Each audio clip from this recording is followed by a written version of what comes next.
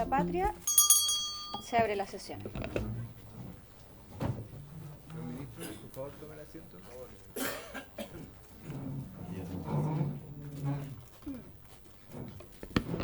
El acta de la sesión número 5 se da por aprobada por no haber sido objeto de observaciones, y el acta de la sesión número 6 queda a disposición de los diputados y las diputadas. Presidente, secretario, por favor, Señora Presidenta, la cuenta. se ha recibido las siguientes excusas de la señora ministra subrogante de la Excelentísima Corte Suprema, integrante de la Ilustrísima Corte de Apelaciones de Santiago, por encontrarse en comisión de servicio en la Ilustrísima Corte de Apelaciones de San Miguel. En su comunicado señala que en relación a lo citado por la comisión en su invitación, que con motivo de la vista de la causa número rol 10.085 de 2022, el día 24 de febrero del 2023 en la Excelentísima Corte Suprema, por la que se le consulta, no tomó conocimiento de ninguna irregularidad durante el desarrollo de la audiencia respectiva, y que tampoco el ministro Simpertigui, que integraba la sala, le pidió conversar con él antes ni después de la audiencia de la indicada causa. Se excusa también la relatora de la tercera sala de la Excelentísima Corte Suprema, señora Virna Velázquez, por encontrarse cumpliendo funciones de relatora en el Tribunal Calificador de Elecciones. Adjunta certificados que dan cuenta de dicha labor. También se excusa el ministro del Tribunal Constitucional, señor Mario Gómez Montoya, por desempeñarse actualmente como ministro de ese tribunal, y en vista a lo señalado en el artículo 13 de la Ley Orgánica Constitucional número 17.997, cuyo texto refundido, coordinado y sistematizado se encuentra contenido en el decreto con fuerza de ley número 5 del año 2010 del Ministerio de Secretaría General de la Presidencia, publicado en el Diario Oficial de 10 de agosto de ese año. Las excusas de Enrique Alcalde Rodríguez, abogado integrante del periodo, por motivo de agenda y compromisos ineludibles. Consulta por la posibilidad de responder por correo a las consultas de la comisión. También las excusas de la abogada señora María Angélica Benavides Casals, quien por motivo de compromiso y responsabilidades previamente asumidas no podrá asistir. Y finalmente las excusas de la ministra Adelita Rabanales Arriagada, quien no podrá asistir por encontrarse cumpliendo funciones en el Tribunal Calificador de Elecciones. Eso es la cuenta de presidente. ¿Me lo presta? Muchas gracias, señor secretario. Ofrezco palabras sobre la cuenta. Quiero proponer que aceptemos la solicitud de el señor Enrique Alcalde Rodríguez, abogado integrante del periodo, que consulta por la posibilidad de responder por correo las consultas de la comisión. ¿Les parece que le demos la posibilidad de hacerlo hasta la sesión, que es de las 3:30, para que podamos revisarlo antes de votar? Diputada Chicardini. Presidenta, ¿hasta qué hora usted fijó plazo para que el abogado defensor del ministro acusado pueda hacer llegar los vouchers de las transferencias del pago del pasaje que se comprometió el día de ayer? Gracias, diputada. El secretario de la comisión se comunicó con el abogado defensor para comunicarle que el plazo es hasta hoy día a las 12:30 del día para adjuntar los comprobantes que puedan probarse para determinar el origen de los fondos que fueron costeados por el viaje al crucero del 19 de abril del año 2023. No ha llegado nada. No ha llegado hasta la fecha ningún documento. Tiene hasta las 12:30 del día de hoy para adjuntar esos documentos. Curioso. Diputado Manucheri. Sí, sobre el punto, presidenta.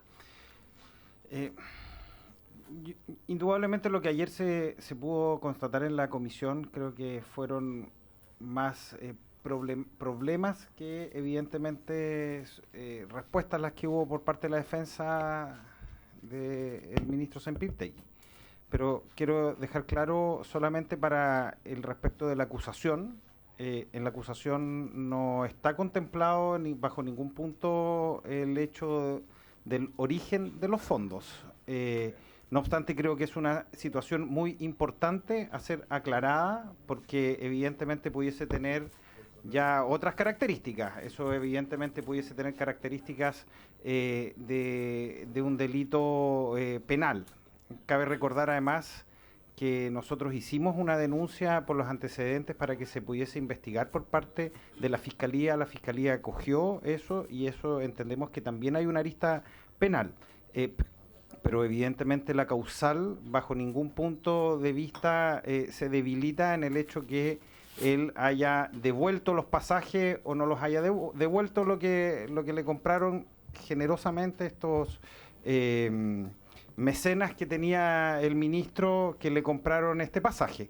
Entonces, evidentemente, eso no modifica nada, puesto la causal nuestra que se invoca tanto en el capítulo 1 como en el capítulo 3, dice relación con la imparcialidad, con el deber de abstenerse ante la cercanía. Entonces, el hecho que él haya devuelto el dinero de ese pasaje, bajo ningún punto de vista modifica la cercanía que existía. O sea, la cercanía sigue existiendo. O sea, no. Yo ayer escuché a la defensa muy atentamente y decía, es que no son amigos, pero el otro le compró 6 pasajes para irse en un crucero por Noruega. O sea, no. Ojalá yo tuviese esa distancia con gente que uno le compre pasaje así. Yo no conozco mucho esas relaciones, pero lo que se mide en este caso no es lo que la defensa diga respecto al sentimiento y la emoción y todo eso, sino a los hechos. Y los hechos concretos son que ellos mismos han declarado que le compraron unos pasajes las mismas personas que eran parte de un juicio por 20 millones de dólares que le iba a tocar fallar. Ofrezco palabras sobre la cuenta. Vamos a pasar entonces a la orden del día. La presente sesión ha sido citada para efectos de recibir la prueba ofrecida en el tercer otro sí del escrito de contestación de la acusación constitucional deducida en contra del ministro de la excelentísima Corte Suprema, el señor Diego Simpertiga. ¿Se encuentran invitados? Bueno, ya dijimos las excusas, vamos a recibir primero. Sí, vamos a recibir primero a el ministro de la excelentísima Corte Suprema, don Guillermo Silva Gundelach, no sé si está bien pronunciado, para que responda a las siguientes preguntas. Primero, si puede indicar la manera como, de acuerdo con la ley y acuerdos e instructivos internos del tribunal, se confeccionan las tablas de cada sala, señalando el momento en que se hace y si en ello tienen algún grado de intervención los ministros del tribunal.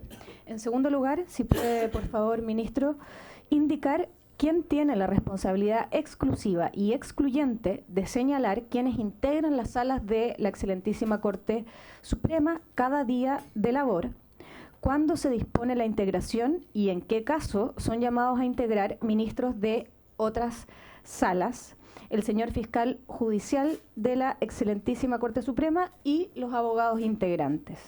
Y por último, ministro, si puede señalar los efectos técnicos que se producen cuando, una vez escuchada la relación, los alegatos de los abogados y tomado el acuerdo, a continuación, en qué momento se redacta la sentencia y qué rol juega el relator de la causa. También, cuál es la diferencia cuando en un fallo, al darse a conocer su redacción, se indica que redactó el ministro XX. Y también qué significa cuando se expresa redacción a cargo del ministro XX. Esas son las preguntas que esperamos pueda contestar. Muchas gracias. Señorita Presidenta, Micrófono, por favor. Antes que todo, yo ya no soy ministro de la Corte Suprema. Yo llegué a ser presidente de la Corte Suprema, pero hace 3 años que jubilé. O sea, tengo más de 75 años. Bueno, esa pregunta, el Código Orgánico de Tribunales señala cómo se hacen las tablas y cómo se hacen las integraciones de cada sala. Y esas son tareas del presidente de la Corte Suprema o de la Corte de Apelaciones en su caso. Yo, para no incurrir en errores, vamos a leer qué es lo que dice el Código sobre eso. Y la última pregunta, eso se la voy a responder.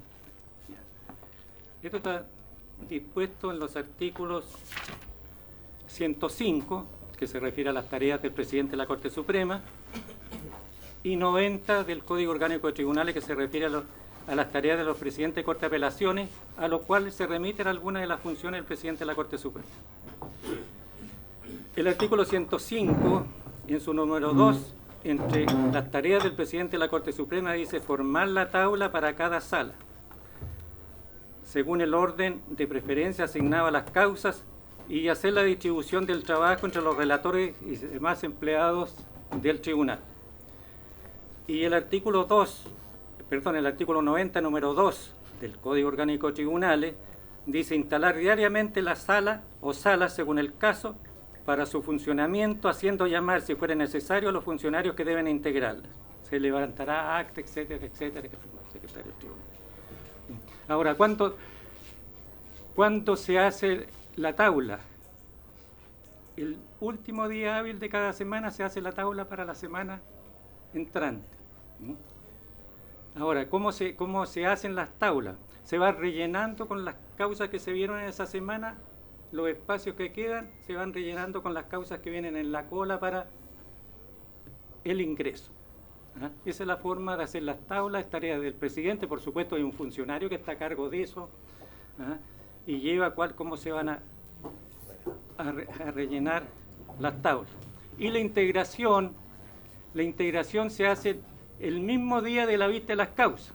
En el hecho, la tarde anterior, hay una funcionaria que le dice al presidente, presidente, hay que hacer la integración de las, faltan tales ministros, está con licencia médica el ministro tanto, está con permiso el ministro tanto, está en vacaciones el ministro tanto, y se ve quién lo reemplaza.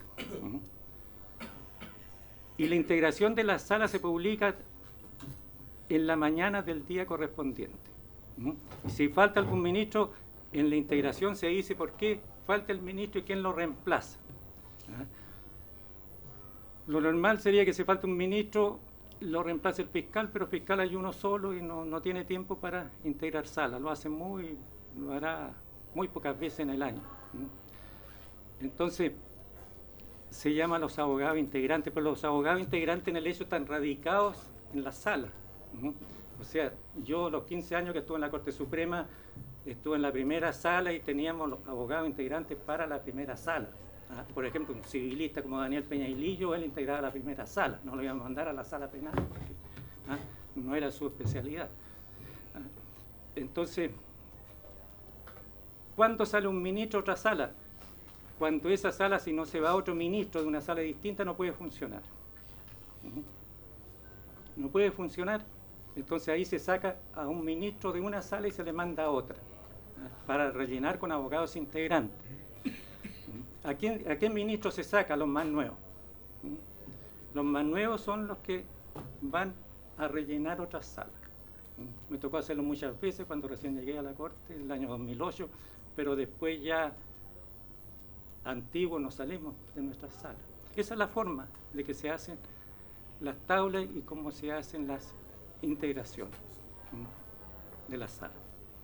Esas son tareas del presidente. Los ministros no tenemos ninguna intervención en la confección de las tablas ni la integración de las salas. El presidente decide dónde se va tal ministro, dónde se va tal abogado integrante, etcétera, etcétera. Y en cuanto a la tercera pregunta, bueno, el relator es la persona a la cual se le asigna una causa, se la tiene que estudiar y el día que está en tabla tiene que darle cuenta a la sala de qué se trata, qué recurso es el que viene para que se resuelva en la sala. Después que se hace la relación de la sala, en la sala, por parte del relator,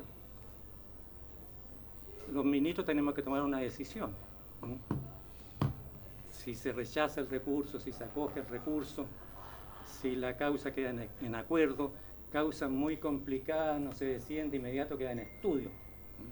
Entonces, ¿cuál es la diferencia de que la redacción es a cargo o si redactó el ministro? En que muchas causas, cuando se toma una decisión, los ministros le decimos al relator, mire, usted tiene que acoger el recurso, tiene que rechazarlo. Si tiene que acogerlo, tiene que ser por tal motivo. Anote, tome nota. Ya, por tal y tal motivo. Haga usted un proyecto del fallo.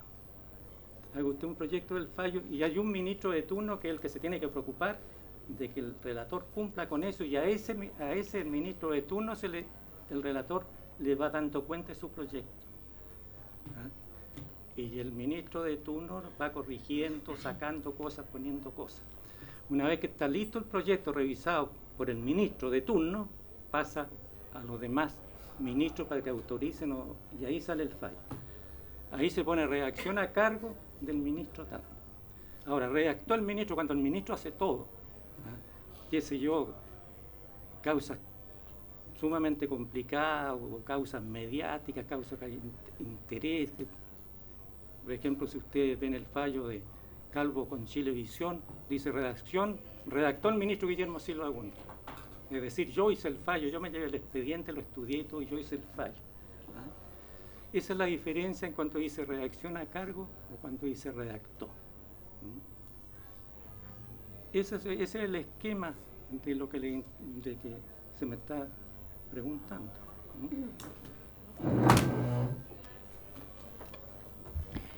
Muchas gracias, don Guillermo.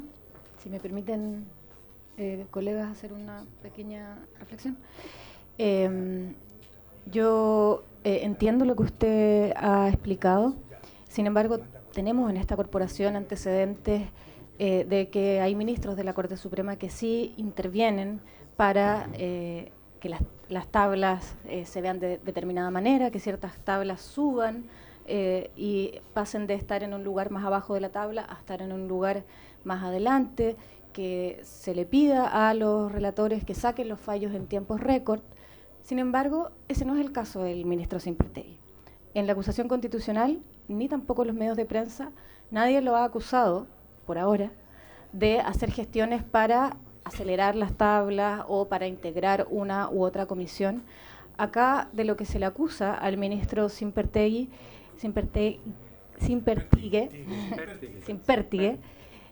es de haber faltado al deber de abstención por no haberse inhabilitado en una causa en la que existía una amistad estrecha con el abogado litigante. Entonces, en ese sentido, quisiera preguntarle si es frecuente en la Corte que los ministros de Corte se inhabiliten cuando existe una relación de estrecha familiaridad con los abogados litigantes y no así con las partes contendoras.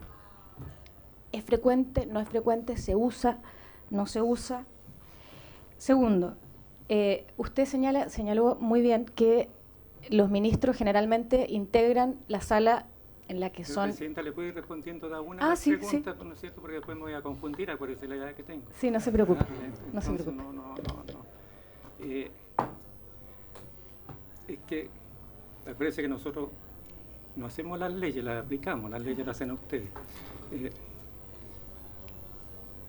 Hay una discusión grande entre los abogados, porque las inhabilidades de los jueces están contempladas en el Código Orgánico de Tribunales, en los artículos 195 y 196, en causales de implicancia y de recusación, ¿no?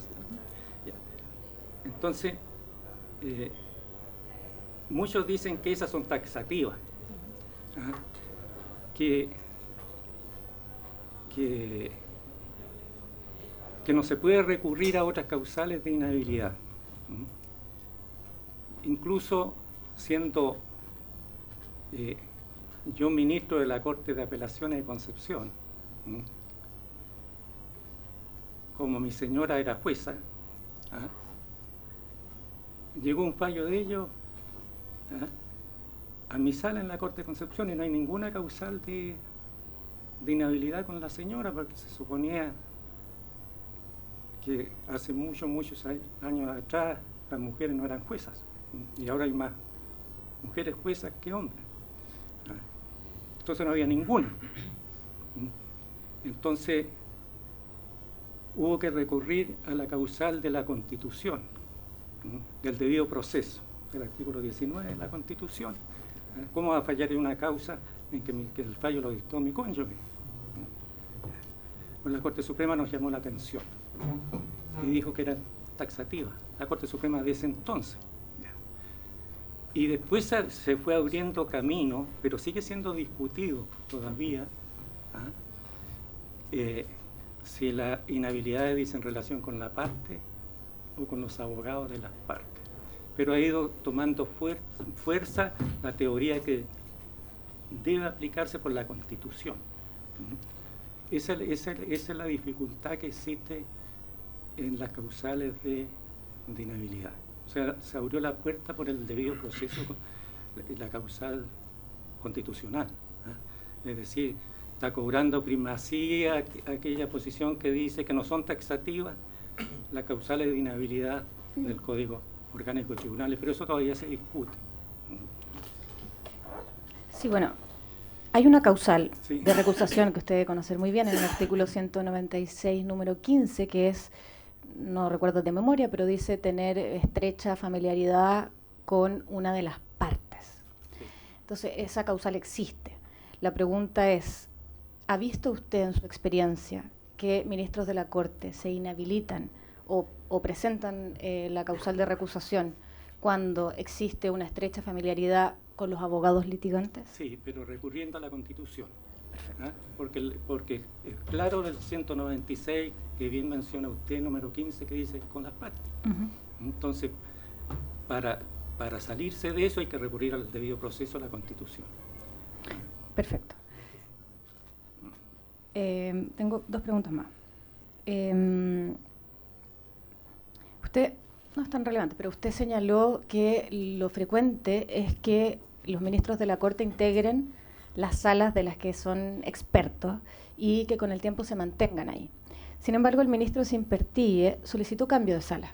Él integraba la sala 4 y la cuarta sala laboral, entiendo que, y solicitó un cambio 2 meses antes de fallar estas causas en donde estaban involucrados los abogados litigantes con los que tenía estrecha familiaridad, solicitó un cambio de sala, a la tercera sala.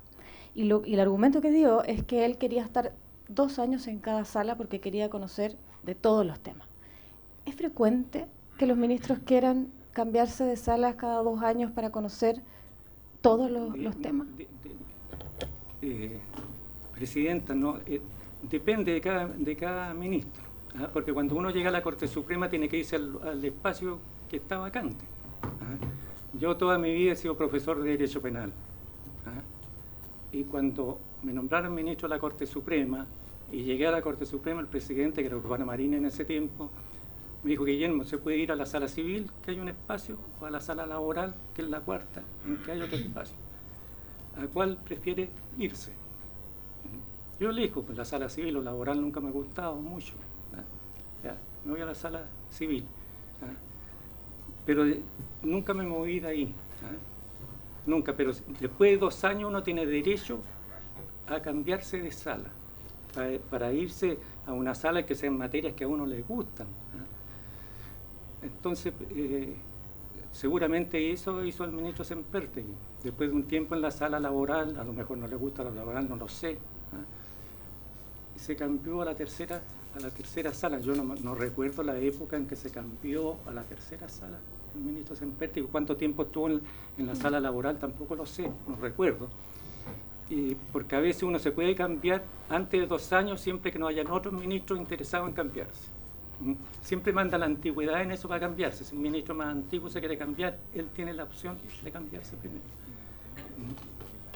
Perfecto. Y por último, el abogado de la defensa del ministro señaló que el ministro, cuando le tocó fallar el recurso de aclaración, rectificación y enmienda, que ordenó a pagar un monto de 1.000 millones de pesos aproximadamente a Codelco, él no tenía cómo saber que los abogados litigantes eran sus amigos cercanos, porque el relator no lo menciona cuando se ve una causa sin alegatos. ¿Es frecuente que los relatores no mencionen quiénes son los abogados de las partes, o la práctica frecuente es que sí se mencione?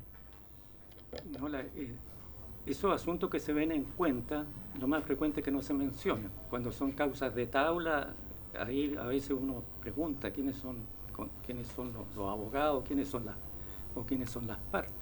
¿Ah? Pero en las causas que se ven en cuenta sin alegato, pero uno hace su inhabilidad a comienzos de año, con una lista cuáles son las inhabilidades que uno tiene. Y por eso que no se ha corregido bien legalmente, sino que hay que recurrir a otras disposiciones, inhabilidades con determinados abogados, lo más frecuente es que no las haga. Qué sé yo, si estoy afiliado a Colmena, yo no entro en causas de Colmena. Si yo tengo cuenta corriente en el BCI, hago inhabilidad del BCI. Pero con abogados es muy raro que uno haga inhabilidad. Esa es la práctica. Pero, qué sé yo, imagínese uno, yo fui juez de Mulchen 4 años. Habían 5 abogados. ¿Quién eran mis amigos? Los abogados. Me habría encantado ser amigo de una doctora, pero ¿a dónde iba a estar una doctora? Eran todos abogados. Y los abogados de Mulchen en ese tiempo decían, no hay nada peor que ser amigo del juez. Porque le dan en la cabeza al amigo, porque si le dan al otro abogado, a lo mejor se van a recurrir de queja. Y en ese tiempo acoger una queja era la aplicación de una medida disciplinaria. Entonces, eso es relativo. Esa es la situación, pero la inhabilidad uno la hace con las instituciones más que con los abogados. A menos que tenga un abogado que es compadre de uno. Ahí se, yo no sé, o sea, yo nunca ver inhabilidad en la Corte Suprema con un abogado, parece que no dice nunca alguna. Muchas gracias, don Guillermo. Ofrezco la palabra para preguntas. ¿No? Sí, diputado Manuchere. Lo mío no es una pregunta, creo que yo agradezco la intervención suya, porque lo que nos hace ratificar, creo que los argumentos de esta acusación constitucional, porque evidentemente lo que queda en evidencia es que claramente cuando existe una incompatibilidad entre el grado de cercanía que hay entre un abogado y un juez, pudiese afectarse un principio constitucional que es el debido proceso. O sea, este argumento respecto de la inhabilidad o inhabilidad creo que es muy interesante, porque bajo el argumento que el abogado, uno no debe inhabilitarse ante el abogado, pudiese darse el ridículo que la contraparte, su abogado, fuera la esposa del juez. Y alguien pudiese decir, no, pero mire, si no tengo que inhabilitarme porque ella es la abogada, no es la otra parte. Entonces, eso evidentemente, creo que incluso el ejemplo que usted da pone en evidencia el por qué debe inhabilitarse, porque eso, y lo vimos nosotros en el mismo caso Hermosilla, en donde la defensa del señor Hermosilla lo que alegaba era justamente que los abogados pudiesen tener una animadversión hacia él, que los jueces, que los fiscales que ellos habían intercedido a favor de ellos pudiesen verse en la obligación de tener que fallar en contra de él para demostrar que no le debían un favor. Entonces, evidentemente, lo sano para el debido proceso es que cuando existan ese nivel de vínculo entre un abogado y un juez, lo saludable para nuestro sistema es que el juez diga, ¿sabe qué? Lo mejor es que yo no falle en este caso. ¿Por qué? Porque creo que estoy afectando el debido proceso. Por eso le agradezco mucho sus argumentos, porque creo que solo vienen a reforzar la tesis de esta acusación constitucional. Señor, perdón, señor. Sí, don Guillermo. Ustedes, que son los que hacen las leyes, deben preocuparse de agregarlas entre las inhabilidades del Código Orgánico de Tribunales, para no tener que recurrir a estas interpretaciones. Existe hoy día actualmente un proyecto de ley sobre la materia. Sí, diputado Soto. Gracias, presidente. Saludar por su intermedio a nuestro insigne invitado. Don Guillermo ha tenido una larga trayectoria como juez, le ha tocado presidir la Corte Suprema y por supuesto ese espacio que ha ocupado, me imagino que le ha permitido reforzar su visión de todo el Poder Judicial, ya no de como juez de Mulchen o como miembro de una Corte de Apelaciones, sino que estar en la cima de un poder como es el Poder Judicial le permite apreciar, por ejemplo, la importancia de ciertos valores en el Poder Judicial. Aquí se ha hablado mucho del debido proceso y cómo el debido proceso, que es una garantía constitucional, genera obligaciones que no son explícitas en la ley y que algunos se atreven a discutir. Pero más que el debido proceso, también es importante la imparcialidad en los que administran justicia. La imparcialidad es un fundamento último de la administración de justicia, es la esencia. Y evidentemente la imparcialidad, que se refleja en la imagen de la justicia con la venda en los ojos, se ve alterada cuando las decisiones judiciales pueden, en términos potenciales, pueden verse influidas por las emociones de tener un litigante amigo, con el cual salgo de vacaciones, recorro el mundo. Evidentemente algún grado de afectación de su emocionalidad puede verse afectado el juez al momento de fallar, causa donde interviene su amigo de viajes. Los vínculos preexistentes de familiaridad, de regalos, de compartir situaciones, pueden alterar la imparcialidad. Y yo creo que cuando se altera de alguna manera la imparcialidad y se estima como algo difícil de poder controlar, porque no existe una ley expresa, como usted mencionaba, se derrumba en cierta manera un principio que sostiene a nuestro Poder Judicial. Y ahí uno tiene la baja valoración que hoy día tienen los ciudadanos sobre el Poder Judicial, también sobre nosotros, no pretendo atribuirle a otros los problemas que también tenemos, pero sí, cuando usted ha estado en esta posición, yo creo que usted ha contribuido enormemente a poder disminuir esos problemas. Yo quisiera que me diera finalmente su opinión, si es que es la última impresión, sobre la imparcialidad y la importancia de la imparcialidad en la judicatura en general. Sí, por supuesto, tiene la palabra. Yo tuve 50 años en el Poder Judicial. Ingresé en los tiempos de Salvador Allende, para que se formen una idea. Y lo que yo siempre me siento orgulloso de no haberme saltado ningún escalón en el Poder Judicial. Es decir, de secretario de un tribunal pasé a juez de comuna, juez de capital de provincia, juez de asiento corte, relator, hasta que llegué a presidir la Corte Suprema.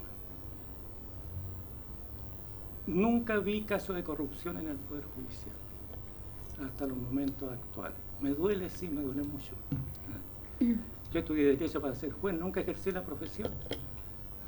Yo me recibí de abogado en octubre del 72 y ingresé al Poder Judicial como secretario del primer juzgado de derecho de Los Ángeles en diciembre del 72. O sea, bueno, en ese tiempo no había ningún interés por ingresar al Poder Judicial porque los sueldos eran pésimos, muy malos, muy malos.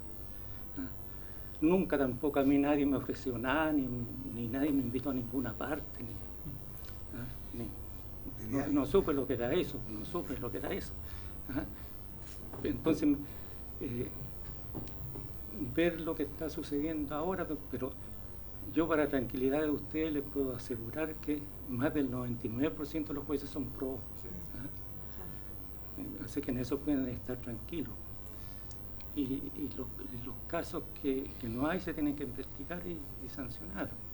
No sé el caso, yo trabajé con Diego Sempertegui en Concepción, fui ministro de la Corte de Concepción juntos. Siempre Diego es una persona correcta. No sé esto que ha salido ahora, no sé, pues ahí tendrá que verse qué es lo que pasa y qué es lo que ha pasado. Eso lo van a tener que decidir ustedes, y lo va a tener que decidir la Corte Suprema en la investigación que está haciendo, pero por supuesto que la imparcialidad es esencial en un juez. Es decir, yo muchas veces me he equivocado y los tribunales superiores me han corregido en su época, pero yo siempre tenía la tranquilidad de que si me equivoqué fue pensando que lo que yo hacía era lo correcto, ¿no? Y como toda persona humana uno corre ese riesgo de equivocarse. me quedaba tranquilo, me quedaba tranquilo. Yo una vez condené a muerte a una mujer en Los Ángeles y dormí tranquilo, porque pensé que eso era lo correcto. Hoy no lo haría, o no condenaría a muerte a nadie, pero en ese tiempo tenía 26 años y tiene otra manera de pensar uno. Pero la imparcialidad, bueno, si un juez no es imparcial, entonces no puede ser juez. No puede ser juez. Así de simple, así de simple. Muchas gracias, don Guillermo, Gracias a usted, presidenta. por su exposición.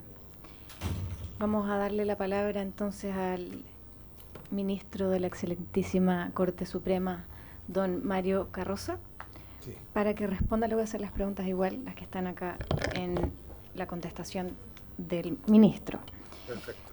Lo que se le solicita es que pueda contestar respecto de dos audiencias en las que usted estuvo presente. Una de ellas es la audiencia del día 28 de septiembre del año 2023, cuando se falló el recurso de aclaración, rectificación y enmienda que interpuesto en la causa Velas Movitec con Codelco. Y también respecto de la audiencia realizada el día 7 de marzo del 2024, cuando se conoció el recurso de queja interpuesto en la causa Velas Movitec con Codelco. Y las preguntas son las siguientes respecto a cada una de esas audiencias. Preguntarle si observó alguna anormalidad en el conocimiento de esas causas, si después de la escucha de la relación y tomado el acuerdo hubo alguna intervención de alguna persona que no sean los ministros del acuerdo. También si puede señalar si el ministro Simpertigue le pidió conversar sobre la causa antes o después. Las mismas preguntas respecto de ambas audiencias, tanto del recurso de enmienda como del recurso de queja. Tiene la palabra. Bueno, yo no soy tan antiguo como mi colega Guillermo. Tengo 49 años nomás en la actividad.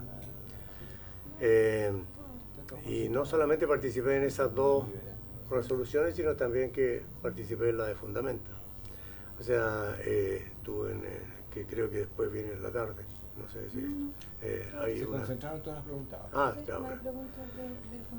Bueno, el caso de Velas Movitec es una situación que nosotros conocimos por recurso de protección en el tema de autotutela, entonces, por vías de hecho, o sea, en el sentido de que se habían retenido una maquinaria, a su vez el tema de tanto del estado de pago como a su vez de la percepción de las boletas de garantía por cumplimiento, por fiel cumplimiento. En ese sentido, nosotros cuando entramos la primera vez que entramos la primera resolución que dice relación con la que, de acuerdo a lo que se señalaba, era como la que inició toda esta actividad, los que entramos en esa vez señalamos claramente, digamos, que ahí había autotutela por parte de Codelco, porque se estaba actuando ilegalmente respecto de ciertos bienes y respecto de ciertos estados de pago que hacían relación con pagos a trabajadores también, y a su vez también de trabajos que se habían realizado. Había una cláusula compromisoria y ahí entonces estaba la posición de una quinta integrante, que era la que redacta después, que señala que efectivamente hay una cláusula compromisoria y ella está más bien con lo que había resuelto la Corte de Apelaciones de Concepción, que dijo y señaló, digamos, que existiendo una cláusula compromisoria correspondía a un árbitro que resolviera el tema. Pero este tema, digamos, lo que iba a resolver el juez árbitro estaba claro, era el incumplimiento del contrato en forma unilateral. Y a su vez también iba a resolver si habían indemnizaciones o no. Lo que nosotros estábamos resolviendo era sobre la retención de las maquinarias. Entonces, y la primera resolución solamente resolvió eso, la retención de las maquinarias. Entonces, efectivamente ahí el señor ministro Simpertigue no tuvo acción alguna, porque él entra después. Entonces finalmente se envía esta resolución a la Corte de Copiapó, y la Corte de Copiapó tiene las dudas muy claras porque dijo, bueno, yo tengo que devolver la maquinaria, o sea, tengo que ordenar que devuelva la maquinaria, pero ¿cómo lo hacemos? ¿Cómo lo hacemos? Entonces, en el sentido de que, ¿quién tiene el costo? Porque Codelco decía, ya, yo tengo la maquinaria aquí, quiero devolverla, pero ¿quién paga? Entonces, Velasmo y decía, no, paguen ustedes, paguen, y ahí estaba la situación.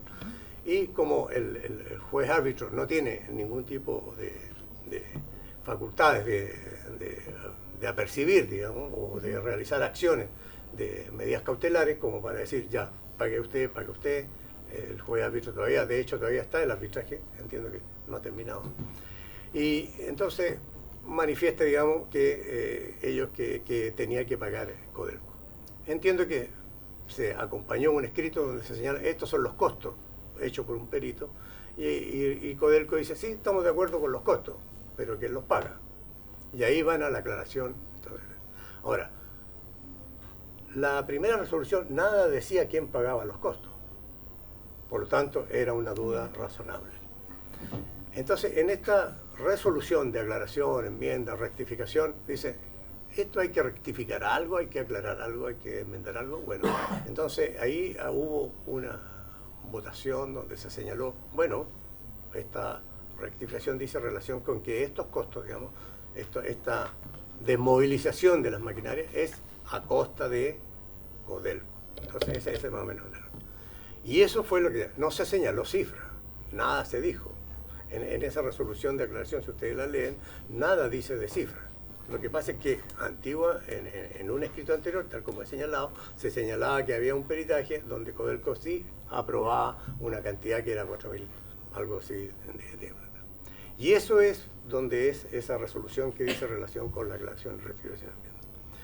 Continúa esto, digamos, de que quién paga, quién no paga, y que si hay que pagar y cuánto hay que pagar, y que si hay que pagar estos 4.000 o no 4.000, que era una situación que a mi juicio, para mi parte, era algo que se tenía que discutirse en la Corte de Apelaciones de Copiapó o en el tribunal que correspondiera. No era un tema de nosotros como Corte Suprema. Nosotros lo que estábamos resolviendo es que había que restituirse esta maquinaria. Y a su vez el estado de pago, que era el que correspondía, porque era un estado de pago el 23 que ya estaba funcionando y que efectivamente ya se había realizado con las actividades que había hasta ese minuto Velasmo y DEC cuando se produce el incumplimiento del contrato. Posteriormente también estaba la boleta de garantía, que era un tema de cumplimiento, pero que no había ninguna resolución judicial, ni había ninguna resolución arbitral, que sí dijera, mire, usted cobre la garantía. Entonces, perfecto, ni un problema. Hasta ese minuto estábamos. Entonces comienzan los recursos. Y dice, ya hay un recurso, porque hubo nulidades entre medio que fueron resueltas y se desestimaron respecto de esta resolución, que era un recurso de protección que decía en relación con vulneración de garantía. Viene la queja que dice, oiga, usted no me está cumpliendo con el cumplimiento. Entonces, bueno, recurso de queja. Y ahí en ese recurso de queja es donde nos dividimos porque no estábamos en esa misma condición, o sea, porque en ese recurso de queja empieza a decir, pero aquí me deben los reajustes, me deben los intereses, quiero que me paguen los impuestos. Entonces, bueno, yo en eso no estoy, en eso no voy. Yo estoy porque se cumpla la devolución de las maquinarias con el pago. Y en mi resolución sale una prevención mía y un voto en contra de la señora Rabanales, que dice, yo en el recurso de queja no estoy porque lo normal en esta sala es que los recursos de queja por lo que se dice a relación con los incidentes, eso no va. Bueno, entonces hay una mayoría y ahí esa es la que queda, entiendo que es la que debería haber redactado sin práctica. Ahora, en relación a eso, sí, efectivamente, como dice Guillermo, queda en manos de la relatora hace el borrador y el borrador tiene que haberlo revisado el ministro. Entonces ese es más o menos, pero la irregularidad yo no vi alguna irregularidad en ese sentido, o sea que hubiese dicho algo aparte de la discusión en la mesa cuando se presentó el tema, o que se hubiese dicho que hubiésemos conversado antes, porque la conversación es así como en esta mesa, se conversa ahí, se discute, se intercambian opiniones y ahí resolvemos quién hace el acuerdo. Pero aparte de eso, nada más. Así es como nos presentan todos los procesos. Este era un proceso más. La diferencia estaba en los montos que se estaban hablando. Los montos eran más o menos altos. Y en eso entonces comenzamos a poner más oído porque dijimos, bueno, aquí se producen montos muy altos, entonces esto no es tan fácil de resolver. Eso fue más o menos el tema. Ahora, lo que dice relación con que si efectivamente las relatoras saben cómo llevaron estos procesos, si estaban antes o estaban después, eso, ¿no?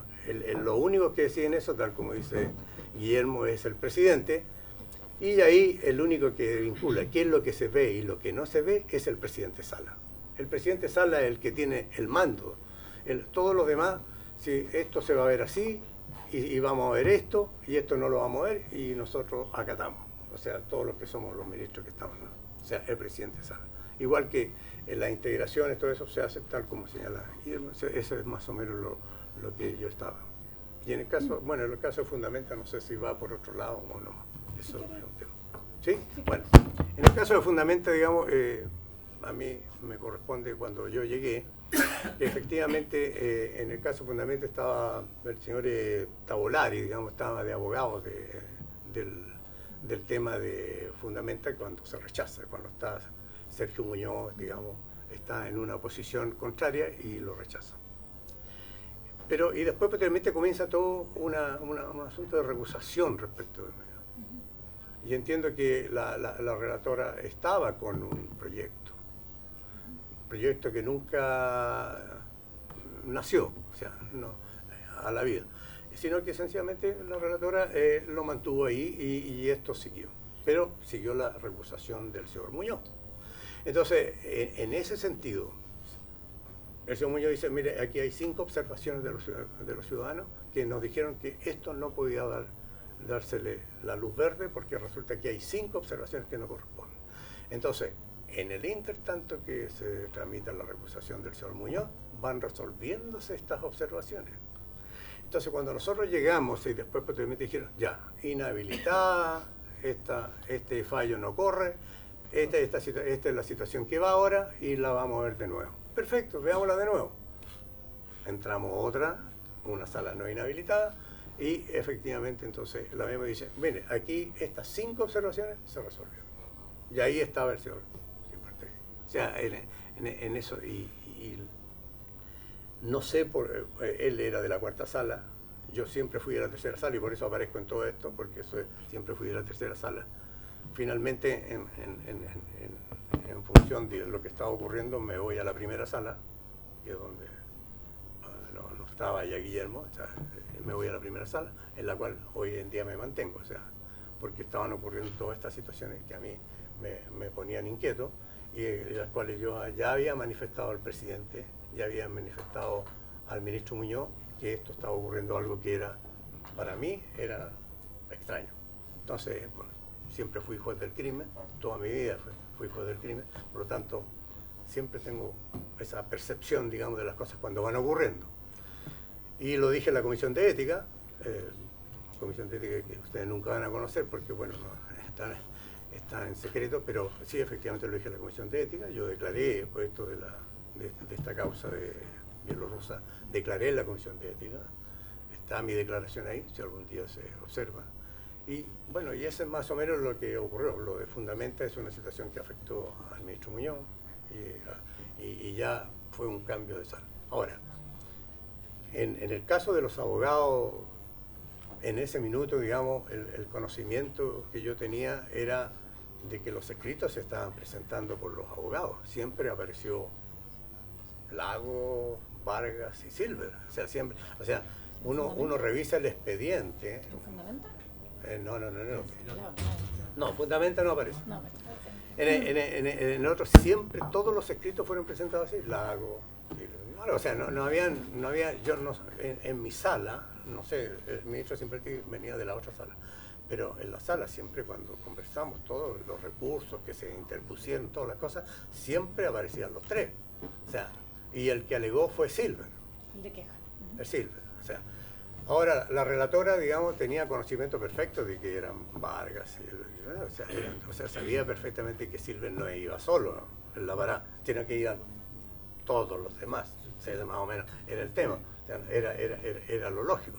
O sea, entonces, ahora ya estamos todos más cuidadosos, entonces dígame todos los que están, o sea, no solamente el que alega, sino que dígame todos los que están, todos los que forman parte del estudio.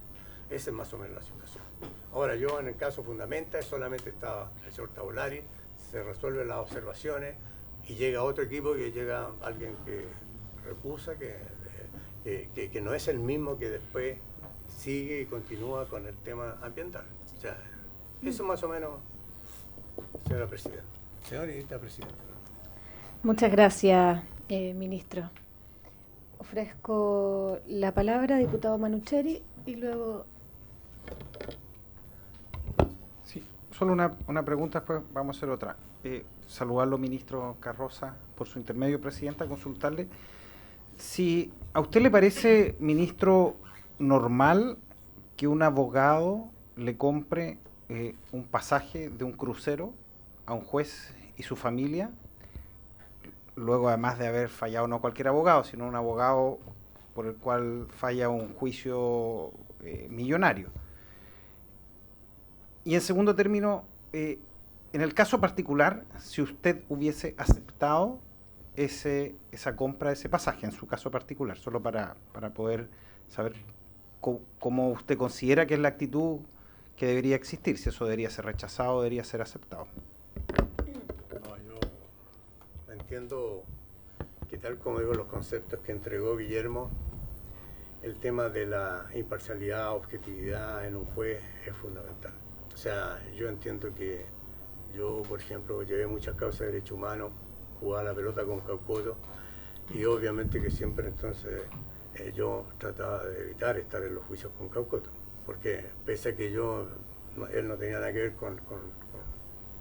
en esos casos, pero sí era el abogado. O sea, en ese sentido, pienso que de alguna manera hay temas que deben evitarse. El juez tiene que ser, no solamente parecerlo, sino que también tiene que serlo, y tiene que además ahora tiene que probarlo. Pero bueno, es la situación. O sea, yo creo que efectivamente es una situación un poco, digamos, que no hay mucho comentario que hacer, digamos. No tengo mucho comentario. O sea, yo creo que no es lo que corresponde. Ya por eso yo no asistía tampoco a las fiestas, digamos. No me va a ver en la foto, digamos. Muchas gracias, ministro. Diputado Solantay. Muchas gracias, presidenta. Saludar a los ministros. Un pequeño comentario y un par de preguntas. Escuchaba atentamente a don Guillermo y, claro, tiene toda la razón. Ha sido abogado toda su carrera, toda su vida laboral, y se tiende a relacionarse dentro del mismo ámbito. Yo soy periodista y tengo muchos amigos periodistas. Pero por mientras usted hablaba, me estaba recordando, yo no he ido nunca en crucero con algún amigo periodista. O sea, hay un grado de cercanía. Y yo creo que inhabilitarse, ese es mi comentario, inhabilitarse con algunos abogados serán 5 o 6, no creo que uno tenga 100, 200 amigos abogados como para inhabilitarse con tantos, porque sabemos que la profesión es así. Ustedes están ahí como jueces, están los abogados desfilando todo el día alegando sus causas. Sería o sea, en el fondo no sería lógico inhabilitar a todos los abogados, pues es una cosa, pero sí a lo mejor un pequeño grupo. Uno no tiene 200 amigos abogados, en el caso del abogado 200 amigos periodistas u otras profesiones. Ese es un comentario que me quedó de lo que expuso don Guillermo recién. Y la pregunta es que aquí claramente no es un tribunal, no somos abogados todos, tenemos distintas profesiones, tenemos un juicio político, por decirlo de una forma. Y me gustaría, si pudiesen referirse como algún término, si esto que estamos nosotros planteando hoy día respecto a esta relación del juez con un abogado de las partes, ¿cierto? Con los abogados que claramente se ha señalado aquí, viajaron, etcétera. Me gustaría si pudiese ocupar el término prudente o imprudente.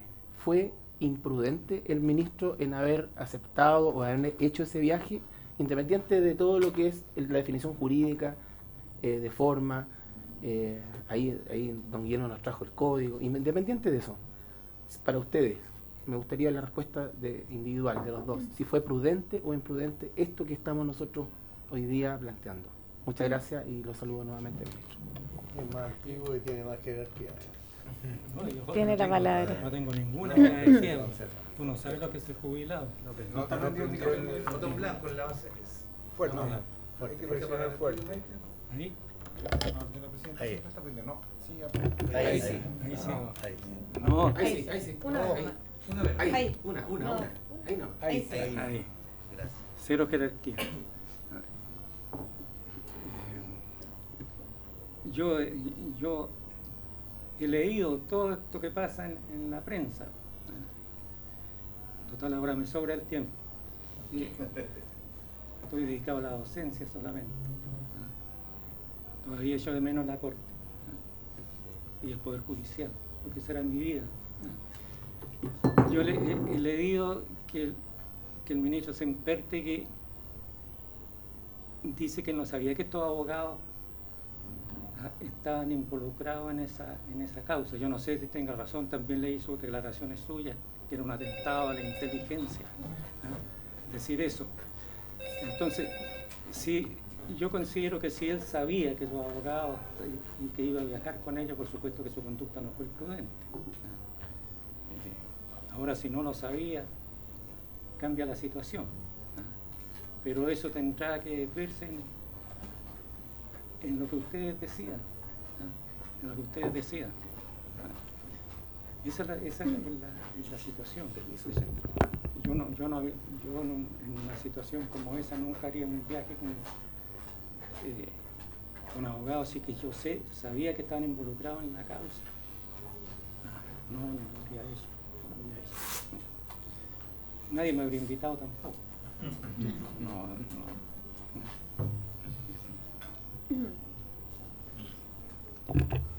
Bueno, yo comparto los criterios porque somos de la misma generación. Yo ya jubilo ahora en abril, cumplo 75 y me tengo que ir. Pero efectivamente somos una generación donde planteamos siempre el hecho de que tenemos que tener cierta distancia. De hecho, cuando nosotros comenzamos, yo comencé en Cauquenes también, y la idea era no vincularse con los abogados, pese a que no relacionarnos lo menos posible, porque efectivamente teníamos que hacer, si lo hacíamos la diferencia en regiones, con mayor razón la hacemos cuando en Santiago. O sea, en ese sentido, efectivamente, yo cuando me llamaron a la Comisión de Ética, me recuerdo un tema de Hermosilla, yo dije claramente, sí, he sido imprudente porque me parece que en definitiva no hice lo que tenía que hacer, no realicé lo que a lo mejor correspondía hacer, y entonces me sentí, digamos, que mis acciones no eran las más correctas. O sea, yo creo que ahora estamos hablando de que yo reenvié un WhatsApp. Todavía me estoy defendiendo, pero envié un WhatsApp. Pero si estamos hablando de crucero y cosas así, bueno, estamos hablando de cosas diferentes, otros términos, otros manejos, otras situaciones.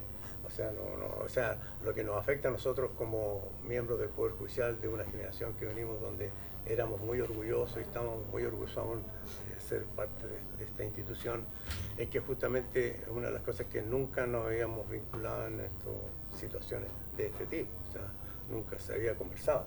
Y por eso cuando yo señalé de que efectivamente cuando vi cosas extrañas, yo hablé con el señor Muñoz dictó toda una serie de normas para que se cumplieran, y justamente a raíz de que nosotros lo pedimos con la secretaria Rabanales. O sea, igual después fuimos a donde el presidente, y yo lo dije hasta por la prensa, de que yo hablé con el presidente y le dije que esto no estaban ocurriendo cosas extrañas en la Corte. O sea, es que porque para nosotros nos afectaba el no urbanismo.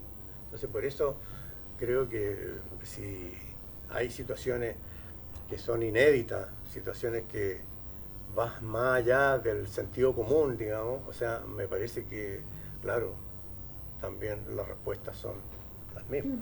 O sea, tienen que ser así, sea o no abogado, porque yo creo que hoy en día fui a visitar a La Serena, justamente donde me toca ser visitador, hablado con los jueces y los jueces también se sienten afectados, como la cabeza está mostrando debilidades. Y si la cabeza muestra debilidades, recuerden ustedes que cuando uno es viejito lo primero que le dicen, la cabeza está bien, digamos, porque justamente es lo que tiene que estar bien. O sea, lo otro lo acompaña, ¿no? ¿Entiendes? O sea, entonces, en ese sentido, nosotros mismos estamos dando un mal ejemplo. Y eso permea hacia abajo. Entonces, ¿cómo ese juez que está en Andacoya, donde fui, por ejemplo, en Vicuña, cómo sostiene eso? ¿Cómo lo sostiene frente a su gente? Entonces, para nosotros, sí, es importante. O sea, Guillermo es un ejemplo, digamos, de una persona que a su vez es intachable. Tiene una carrera impecable, digamos, un hombre de mucha sabiduría. Y llegó a la presidencia no solamente por los años, sino que llegó porque le correspondía y por la capacidad que tiene. Entonces, en ese sentido, me parece que él se ve afectado cuando él, orgulloso, se retira del Poder Judicial y él como presidente y se ve envuelto en este tipo de situaciones. Muchas gracias, ministro. Diputada Chicardini. Muchas gracias, presidenta. Por su intermedio saludar al expresidente de la Corte Suprema y también al ministro Carroza. Primero para el señor Guillermo. Usted en algún minuto señaló que no solo hay que actuar de una manera y ser, sino que también parecer, ¿no es cierto? Entonces, en ese enunciado, a su juicio, ¿usted cree que ha sido prudente todo lo que hemos visto? Porque, como bien señala esta denominación que se le ha dado a toda esta trama, ¿no es cierto?, trama bielorrusa, que tiene que ver, ¿no es cierto?, de la muñeca bielorrusa, de que cada rato aparecen más cosas. Nosotros ya llevamos varias acusaciones acá en el Congreso. Hay procesos que están en curso en la Fiscalía. Hay investigaciones que se han conocido a propósito de reportajes periodísticos, donde hay información que todavía, ¿no es cierto?, está en un curso distinto a lo legislativo, pero que demuestra que nunca antes visto hemos hoy día conocido un caso de corrupción brutal en nuestro país que se está dando, ¿no es cierto?, en el Poder Judicial. ¿Usted cree que en la justicia basta ser imparcial o también hay que dar esa apariencia? Pero quiero que no me responda desde el punto de vista legislativo, porque a veces, y recojo el guante, y estamos conscientes de que hay que hacer modificaciones legales, pero a veces hay que ir un poco más allá, porque también aparece la suspicacia. No sé si es que es justo para quienes ven desde sus casas que un juez y un abogado, después de fallar un caso millonario, después se van a pasear y recorrer el mundo. Yo creo que hay que hablarle también, como lo hacemos desde el Congreso, que probablemente estamos en una reflexión profunda de cómo reconstruimos esas confianzas y cómo nos hacemos cargo de este daño a la fe pública. El Poder Judicial, me imagino que también tiene que dar señales en aquello. Usted señalaba que durante toda su experiencia y trayectoria, ¿no es cierto?, judicial, jamás había visto algo así. ¿Usted cree que esto le ha generado un daño al Poder Judicial? ¿Usted cree que hay jueces que tienen que responder ante la justicia por este tipo de situaciones? ¿Usted confía en que se tiene que hacer una limpieza profunda en el Poder Judicial? Porque lo que hacemos nosotros acá en el Congreso también es contribuir en aquello. Y para el ministro Carroza, por su intermedio, presidenta, usted señalaba que no había sido invitado a estas fiestas y que no va a aparecer probablemente en ningún video, en ninguna fotografía. Entonces usted conocía de estas fiestas. Había un ambiente en el Poder Judicial de que se daban este tipo de situaciones, porque es bien curioso que un día antes de la noche algunos hacían el trencito y al día después se veía un abogado frente a un juez y después se iban de viaje a los días siguientes. Los mismos que habían estado, ¿no es cierto?, compartiendo probablemente una copa de vino, bailando, disfrutando. ¿Usted conocía de esta fiesta? ¿Lo invitaron alguna vez? ¿Tenía luces de quienes participaban de estas fiestas? Y en segundo lugar, usted señaló también recién que vio varias cosas extrañas en el caso Fundamenta. ¿Usted me podría dar cuenta más en detalle a qué se refiere con cosas extrañas? Espérame que le doy la palabra. Sí. Don Guillermo tiene la palabra. Muchas gracias, presidenta. Bueno, no cabe duda que hay que ser y parecer. ¿Ah? Todos tenemos esa obligación de ser y parecer, no solamente los jueces, de ser y parecer. Ahora, lo que está pasando en estos momentos en el Poder Judicial a mí me afecta profundamente. Si yo fui juez toda mi vida, ¿cómo no me va a afectar? Yo conocí casos de corrupción menores en el Poder Judicial, anteriores a lo que está pasando ahora, y siempre se sancionaron. Eran pocos los casos, de mucho menos entidad, y siempre se sancionaron. De manera que si aquí, en el caso de la ministra Vivanco, si se acreditó o se va a acreditar lo que hizo, está bien. No podía permanecer en el Poder Judicial. No quiero pronunciarme sobre la situación del ministro Sempértegui todavía, porque eso está en discusión, se está investigando en la Corte Suprema, lo van a decidir ustedes. Y mal que mal, yo tuve una relación de años en Concepción con Diego Sempértegui. Pero si hay que sancionarlo, bueno, si eso es lo que hay que hacerlo. Siempre que se pruebe todo esto que estamos conversando ahora, no estamos discutiendo, estamos conversando. Pero el Poder Judicial, la Corte Suprema no se opone a estos cambios. A mí me tocó como presidente de la Corte Suprema ir 2 veces a la convención, en los tiempos de que presidía la señora Loncón, y llevé los planteamientos a la Corte Suprema. Si la Corte Suprema es la primera interesada en que los jueces nos preocupemos solamente de lo jurisdiccional, que nos saquen todos los demás de nombramiento, de asuntos disciplinarios, que los saquen de nosotros. Imagínense, yo tenía como presidente de la Corte Suprema presidir la KPJ, adjudicar licitaciones. ¿Qué idea tengo yo de licitaciones? Ninguna, millonarias. Y bueno, habían asesores que me informaban, y si los asesores no me estaban informando bien, entonces todo eso tiene que salir del Poder Judicial, que nos dediquemos a fallar causa y nos vamos a evitar todo lo que estamos viendo ahora. Pero a mí me interesa que les quede claro a ustedes como parlamentarios que la Corte Suprema no es la de antes, que se oponía a todos estos cambios. No, nosotros estamos de acuerdo con los cambios. Estamos de acuerdo que se cambie esto. Incluso años atrás, cuando se discutió en el Pleno de la Corte Suprema, yo voté que salieran del Poder Judicial los conservadores y los notarios. No tenían por qué integrar el Poder Judicial. Perdimos, fuimos minoría, pero ya en definitiva parece que va a ser así. Eso es lo que pienso yo, diputada, acerca de lo que me pregunta.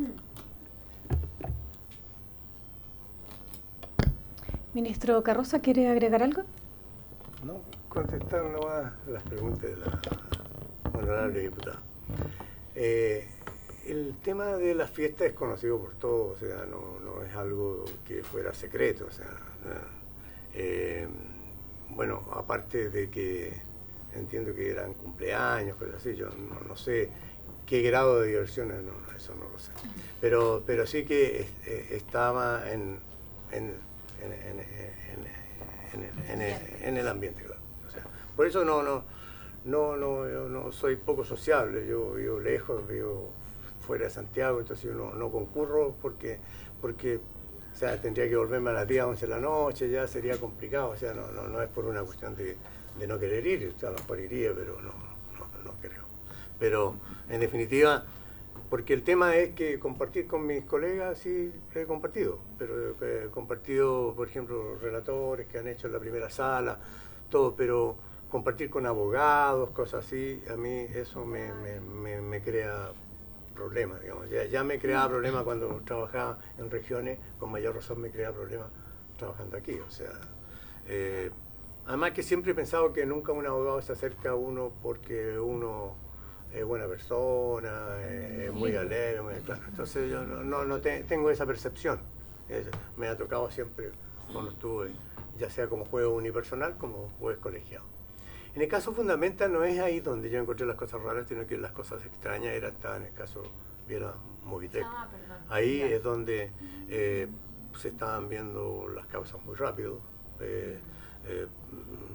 Habían situaciones de relatores que estaban como acudiendo a nosotros, digamos, los mismos relatores que estuvieron declarando. Esos relatores acudieron a nosotros con la delita Rabanales, donde nos dijeron de que ellos sentían una cierta presión, y por eso nosotros empezamos a conversar con Muñoz, y Muñoz dijo, yo lo único que puedo hacer es hacer este listado de situaciones donde podamos decir, ya, las causas van por donde que entran, las causas se verán de manera así, Entonces, eso no sé si bastó o no. Igual cuando ya el señor Muñoz no tuvo la fuerza, o no quiso tenerla, no tengo idea, pero no fue capaz de controlar esa situación, fuimos al ministro Blanco. Entonces el ministro Blanco para decir, bueno, usted es el presidente. Entonces, bueno, después él tomó la batuta, todo lo demás, y la comisión de ética y todo eso, y cuando nos llamaron a declarar, fuimos a declarar, con Adelita Rabanal, con todos los que estaban ahí, María Cristina Gajardo, todos los que participaron, y fuimos a declarar. Esas son cosas extrañas que se fueron dando y que al final, efectivamente, era tan extraña que terminó con la remoción de la señora Guión. O sea, eran extrañas realmente, y con la declaración de los relatores, o sea, no era algo que nosotros suponíamos. Claro. Eso a uno se lo da porque, como digo, siempre he sido juez del crimen, fui funcionario judicial en el año 77, comencé como actuario, así por lo tanto sé todas las maniobras, las argucias y las cosas que pueden suceder. Ahora, yo entiendo claramente lo que dice Guillermo, digamos, o sea, creo que nosotros como funcionarios judiciales, como funcionarios públicos, estamos, digamos, sujetos a la fiscalización de la Cámara de Diputados, como también de otras organizaciones. O sea, nosotros debemos estar expuestos a eso, y si eso dice relación con la ética, será con la ética. Si dice relación con la parte disciplinaria, será con la parte disciplinaria. Y si, bueno, yo he ido más allá y obviamente tiene que ver con lo penal, será en lo penal. O sea, nosotros como funcionarios, como autoridades, tenemos esa carga, digamos, y tenemos que soportarla, o sea, y tenemos que responsabilizarnos. Cada uno tiene un momento en su vida, en sus actos, que puede decir sí o no. Es el momento, el instante donde uno toma la decisión y después se tiene que responsabilizar. Ese es un tema que siempre lo he sentido así. O sea, si después me arrepiento, ya es otra cosa, pero en el fondo tuve el momento y lo acepté.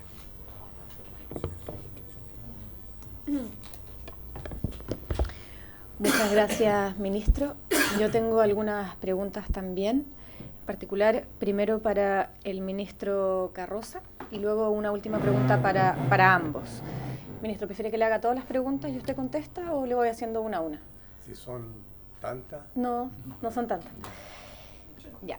En el caso de la causa de Movitec con Codelco, el abogado de la defensa ha señalado como excusa para la inhabilitación la no inhabilitación en realidad del ministro Simpertegui, que él no sabía quiénes eran los abogados litigantes de las partes. En particular, respecto al recurso de aclaración, señala que el relator no mencionó en su relato quién eran los abogados patrocinantes de las causas, Y en el recurso de queja señala que quien hizo el alegato es el abogado Gabriel Silver, no así los abogados Lagos y Vargas. Entonces quisiera preguntarle, ¿podía menos que saber el ministro que esos eran los abogados litigantes? Se conversó en la sala, en la mesa, alguien mencionó que estos eran los abogados patrocinantes de las causas que se iban a tratar en ese día. Esa es la primera. No tengo una respuesta precisa en cuanto, porque no recuerdo el momento de la discusión de la sala. Lo que señalé anteriormente y dije, todos los escritos eran presentados por estos abogados. O sea, no hay ningún escrito donde nos salgan los 3 nombres, no hay ningún escrito. Y estamos hablando de 40, 50 escritos, digamos. Bueno, podría no saberlo. Lo voy a precisar. ¿Sabía usted que... No, parece que es la mía que estorba. No. ¿Sabía usted que los abogados Silver, Vargas y Lagos eran los abogados litigantes en ambos recursos? Nosotros la sala lo sabíamos. ¿Usted lo sabía? No, sí, tal como lo señalé. Nosotros todos lo sabían. Siempre en la sala supimos. O sea, estaba la Ángela, estaba todos los que participamos alguna vez de algunos recursos, sabíamos que quienes estaban litigando y que Silver andaba con Vargas y con Lagos. O sea, eso no era duda. El ministro no podía menos que saber. Es que lo que no sé es eso, porque como a él lo traen de la cuarta, entonces yo no sé si la relatora le dice, mire, pero aquí está fulano sutano. Eso no lo sé. Eso yo no podría asegurarlo. Pero nosotros, los que participábamos de la sala, siempre supimos, porque fue un año, yo entiendo que fue como un año, o sea, entre el recurso de protección entre el 2023 hasta junio del 2024. Más o menos, entonces más o menos un año, digamos. Entonces, y ahí hubo recursos de nulidad, o sea, hubo momentos que se tiene que haber señalado, hubo momentos en que se pidió nulidad de todo. ¿Sí? Estaba el Sergio Muñoz, digamos, a la cabeza de él, y también se rechazó. Claro, y también se rechazó ese recurso de nulidad que pudo haber dejado todo sin efecto. Y no se hizo. Entonces, en ese sentido, ahí yo no estuve, pero sí estuve. Pero ese era más o menos el asunto, pero en esa parte es lo que yo puedo contestarle en ese sentido. O sea, más o menos lo que yo vi, lo que yo supe y de lo que me enteré. Lo que no puedo confirmar es que sí, efectivamente, el ministro, cuando lo traen de la otra sala, viene en ese conocimiento, ya sea en el recurso de aclaración, que es un recurso donde yo, al menos es un recurso donde yo tengo que enterarme de qué es lo que voy a aclarar, porque en el fondo, o sea, porque yo estuve en la primera, por lo tanto yo sabía claramente lo que iba a aclarar. Pero no sé si a su vez el ministro, o sea, lo traían de otra sala y no había estado en la resolución anterior, entonces qué es lo que tenía que aclarar. Entonces, ¿qué tanto pregunta? Eso no lo sé. Y lo segundo es que en el otro caso, en el de queja, ese es con alegato. Entonces, con los alegatos está Silver. Entonces, claro, el ministro lo que dice es que como estaba Silver alegando, él no sabía que Lagos y Vargas trabajaban con Silver, porque él vio a Silver nada más. Bueno, son 3 preguntas. Está la primera. La segunda. Hay un hecho que es controvertido, porque la acusación que hacen los diputados se señala que mientras el ministro Simpertigui era juez visitador de la Corte de Apelaciones de San Miguel, habría sido nombrado notario suplente su yerno. Sin embargo, el abogado de la defensa señala que eso no es efectivo, que este yerno había sido nombrado 2 años antes de que él fuera nombrado ministro de la Corte Suprema. Y eso no lo pudimos aclarar muy bien en esta comisión. La verdad es que no tenemos los antecedentes concretos que prueben que fue nombrado o no. Hay una manera de... Deme un segundo para terminar. Entonces, 2 preguntas respecto a eso. La primera... Disculpe, respecto a ese punto en particular. La primera, preguntarle si usted mencionó que usted había sido en oportunidades, de hecho en este momento, ministro visitador de la Corte de Apelaciones de Concepción, ¿dijo? De La Serena. De La Serena, perfecto. ¿Usted si un familiar cercano a usted estuviera postulando en una terna para ser notario conservador, ¿qué haría usted? Tengo que en ese caso? inhabilitarme, yo no puedo nombrarlo, o sea. Pero el ministro visitador no nombra. No, pero es un principio, no nombro, pero influyo. Debería haberse inhabilitado entonces, en el caso, ¿cree usted? En el caso de que se hubiera nombrado. O sea, es que no sé lo que haga el presidente, pero yo soy el No le pregunto, ¿qué haría visitador. usted? ¿Qué haría usted en esa situación? ¿Se inhabilita? O sea, yo como visitador sí, yo no haría nada, pero ni siquiera conversaría con el presidente, porque, o sea, estaría influyendo en él. Es que hasta ahora nadie lo ha acusado de hablar con el presidente, no tenemos esa información. La única información que podría existir es que durante el periodo en el que el ministro Simperti era ministro visitador, se nombró como notario, no era suplente, era otro interino, como notario interino a su yerno. Si usted hubiese estado en esa situación, si usted hoy día está en esa situación, ministro visitador de La Serena, un yerno suyo integra una terna, ¿usted qué haría?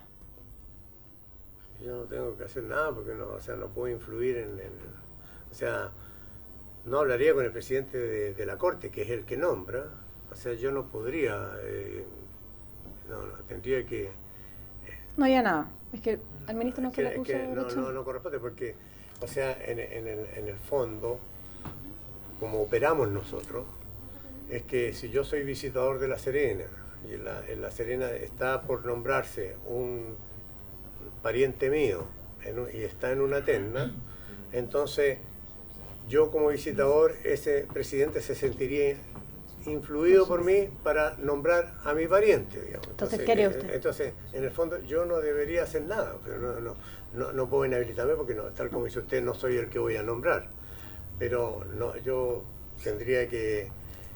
que ahí hay como un poco personal, o sea, claro, a lo mejor yo en lo personal le diría que no se presente, que esa situación no se dé, claro.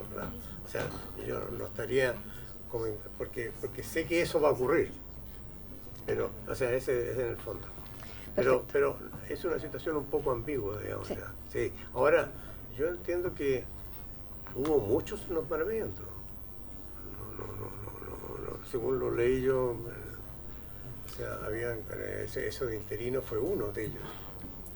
Sí. Es que el abogado de la defensa lo dijo que era un hecho falso.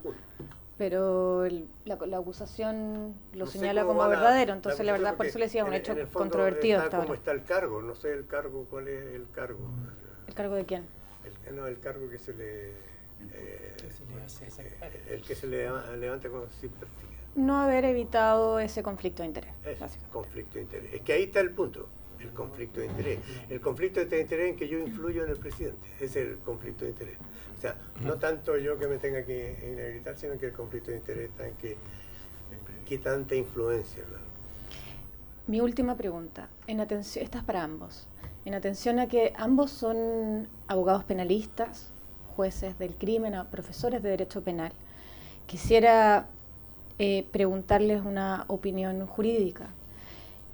¿Cómo ustedes calificarían jurídicamente la conducta de recibir un pago en especies o en dinero de un abogado litigante en un periodo de menos de un año en el que se fallan al menos 3 recursos que están involucrados en esas partes? ¿Cómo ustedes, no sabemos si eso ocurrió, pero en el caso de que se probara que eso ocurrió, que existen pagos en especies a un ministro de la Corte Suprema en un periodo determinado en el que se fallan 2 o 3 recursos que determinan situaciones de pago a las empresas que representan estos abogados litigantes? ¿Cree usted que hay algún delito ahí? ¿Cómo lo calificaría usted jurídicamente como abogados penalistas? Usted dice primero a la oficina. Bueno, en el caso de probárselo. Tienen que probarse los hechos. De probarse eso sería constitutivo un delito. Estamos hablando de prevaricación, estamos hablando de cohecho. Pero tiene que... En el caso, por eso, en el caso hipotético de que estuviera probado. Tiene que probarse.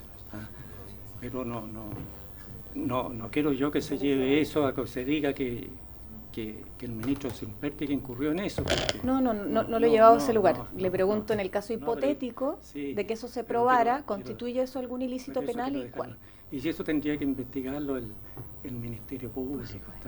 Por supuesto. Entonces también, como estamos hablando de prudencia, creo que sería una imprudencia mía en aventurarme en esa situación. No, pero no le estoy pidiendo que haga un juicio. Sí, porque, le pido igual, que se ponga en el caso hipotético. Claro, bueno, si alguien hace eso, pues, indudablemente comete un delito, pero eso es tarea del Ministerio Público. Gracias.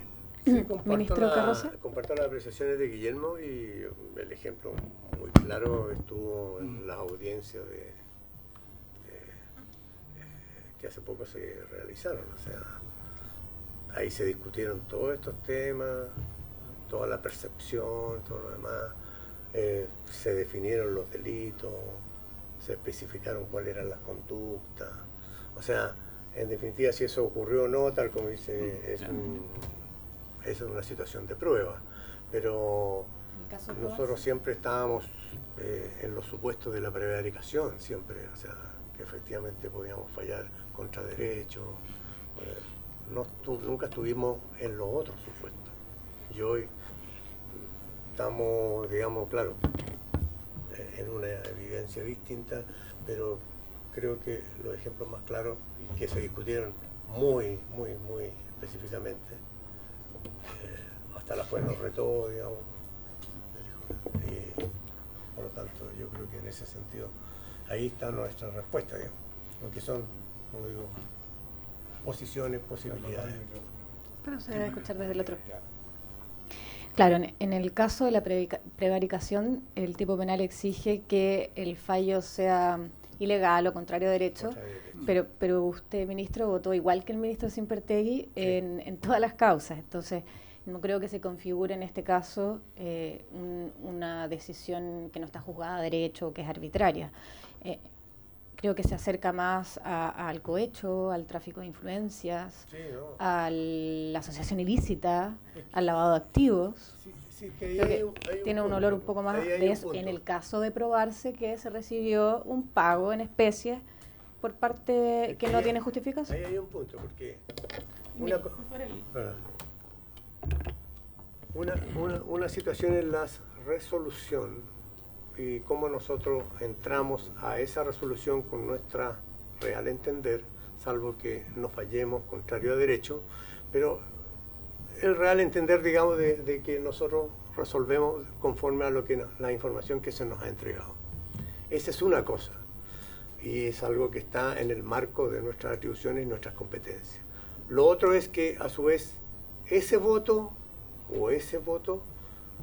sea espurio, pero es una situación que va diferente, va por otro carril, o sea, lo sacamos de este campo de la discusión y lo llevamos entonces a un campo distinto, que es el que menciona usted, o sea, en el sentido de ver, digamos, que hay estipendios, digamos, en forma muy general, que puedan recibirse por emitir ese voto, digo. O sea, aunque sea único, en un de 5, digo. Perfecto, muchas gracias, ministro. Diputado Manucheri. Más que una pregunta, es una pequeña reflexión a propósito de lo que han señalado los ministros. Por su intermedio, Presidenta, yo creo que, y nosotros lo hemos dicho con mucha fuerza a propósito de la tremenda crisis que se ha generado en el Poder Judicial. La inmensa mayoría de los jueces en este país son gente honesta, son gente estudiosa, son gente extremadamente prudente en la manera como ejercen su cargo y prudentes como llevan su vida privada, porque saben que efectivamente su vida privada tiene un efecto en la justicia, porque nadie quiere que lo juzgue a alguien que tiene una vida que no está acorde a las normas básicas de la convivencia social. Y eso es muy importante repetirlo y decirlo muchas veces, porque nosotros no hemos llegado en nuestro país al nivel que se encuentran muchos países en el mundo, en donde la gente sabe que cuando contrata un abogado, una parte de lo que le está pagando al abogado es para pagarle al juez. O cuando la gente va a hacer un trámite menor, sabe que en la carpeta tiene que ir un billete porque eso le va a implicar que el trámite se va a demorar menos. Eso en Chile no sucede. Y si sucede, son en casos muy particulares. Y es por eso que la importancia de poder sortear esta crisis es extremadamente relevante, porque justamente yo sé que aquellos que desarrollan su función con honestidad, aquellos que desarrollan su función pública con resguardo de no caer efectivamente en estos actos que son actos ilícitos, en resistir la tentación muchas veces de poder sacar un provecho personal de la posición que se encuentran, evidentemente se afecta, porque la norma general, cuando aquellos que actúan de la otra manera queda impune, evidentemente es un atentado contra los jueces honestos. Nosotros, los países que han logrado, que han abierto la puerta a la corrupción en el Poder Judicial, probablemente junto con la corrupción evidentemente lo que existe que pudiese existir en otras instituciones, pero es de las más brutales. Y lo que significa cuando se afecta esto, los países caen en un abismo que no hay vuelta atrás. Y ya no solo significa que los jueces honestos terminan marginados del sistema. En los países en donde la corrupción penetra, el primer paso es la corrupción y después el crimen organizado. Esto se parece mucho al crimen organizado, pero el crimen organizado con poder de fuego, pudiésemos llamarlo así, en esos países terminan matando a los jueces honestos, porque aquellos que no se adaptan al sistema. Entonces, la importancia que reviste esto para nosotros es muy relevante, y por tanto creo que las declaraciones de usted, ministro, no obstante sus historias, sus cercanías, e inclusive con las personas que están en esto, creo que es del todo muy valiosa como experiencia para este Congreso. Creo que evidentemente nosotros tenemos un tremendo desafío. No es fácil el abordar estos temas. Siempre hay costos. Lo más sencillo es mantenerse al margen, lo más sencillo es mantenerse callado, evidentemente, porque sabemos que estamos en ambientes que son extremadamente complejos, pero creo que cuando hay este nivel de crisis, la valentía y el coraje muchas veces creo que es el camino que permite devolver la credibilidad a nuestras instituciones. ¿Lo puedo hacer? Sí, por supuesto. Muchas gracias. Quiero informar a la comisión que acaba de llegar una petición del abogado de la defensa. Presentaron un escrito sobre la petición que indica, y lo leí rápidamente porque acaba de llegar, pero básicamente lo que señalan es que el haber invitado a los ministros de corte, relatores, etcétera, de un día para otro hace imposible que las personas puedan organizar sus agendas para poder venir. Entonces solicita que les volvamos a extender la invitación para que puedan venir en otro día dentro del plazo de los 6 días. Ofrezco la palabra para responder a esta solicitud, diputada Chicaratini. Presidenta, yo creo que se le dio el tiempo, o sea, tenemos presente a un ex presidente de la Corte Suprema, a un ministro en ejercicio de la Corte Suprema, por lo tanto, aprovecho de agradecerle su tiempo, su disposición, su intención también de participar en este proceso, que queda en acta, queda para la historia y el registro también de este Congreso, antecedentes en una acusación constitucional, en una situación compleja que estamos viviendo como país. Entonces, me parece bien importante también relevar el hecho de que estén presentes el día de hoy, en los mismos plazos, fueron las mismas condiciones y los tenemos acá presentes, así que yo, Presidenta, creo que no corresponde. Diputado Zulantay y luego diputado Manicheri. Gracias, Presidenta. En el mismo sentido, creo que la justificación por problemas de agenda no corresponde, porque lo decía la diputada Chicardini, el ministro Carroza está en ejercicio, tendrá una agenda muy importante también. Acá en el Congreso hay una agenda de cada uno de nosotros y sobre todo la agenda del Congreso. Me refiero a lo que significa la reserva de las salas, los costos que significa un día más acá para cada uno de nosotros, costos para el Estado, para el Congreso, etcétera. O sea, que se justifique con temas de agenda creo que no corresponde, y también en ese mismo sentido apoyo lo que señalaba la diputada Chicardini, de que tenemos que seguir el cronograma que teníamos establecido en principio. Muchas gracias, Presidente. Sí, efectivamente, en mi opinión, el ministro Carroza era un testigo clave porque participó de todos aquellos fallos en los que se le acusa al ministro Simpertegui de no haberse inhabilitado estando implicado. Así que no creo que sea necesario escuchar además a los relatores u otras personas que intervinieron en esos fallos, y también don Guillermo, que nos pudo ilustrar sobre el funcionamiento de la Corte Suprema, algo que también la defensa alega desconocimiento por parte de los parlamentarios en su funcionamiento. Creo que se puede ilustrar claramente aquello, y me parece que son suficientes las exposiciones para la defensa. Además, efectivamente, como dice el diputado Zulantay, el extender el tiempo de esta comisión a los días que vienen y citar a esta corporación a una sesión en otro día tiene un gasto importante para el Estado, y no creo que hayan argumentos que justifiquen incurrir en esos gastos. Además, hay un acuerdo tomado de manera unánime de votar el día de hoy, y eso lo sabía el abogado de la defensa. Así que, si lo tienen a bien, voy a declararlo no al lugar por extemporáneo. Así, en atención a que se excusaron los demás invitados para la sesión de la tarde, se votará la procedencia de la acusación a las 15:30 horas de hoy. Entonces, ¿quedo excusado? Sí, ministro, queda excusado, ya no hay más preguntas, quedan liberados. No es que hayan estado privados de libertad, pero... Estaba citado a las 15:30. No, sí, pueden retirarse ya. No hay más preguntas. El secretario me ha insistido muchísimo en que por favor puedan traer la minuta de fundamentación del voto para incorporarlo en el informe sin necesidad de tener que transcribir, que le toma un tiempo muy valioso a nuestro secretario.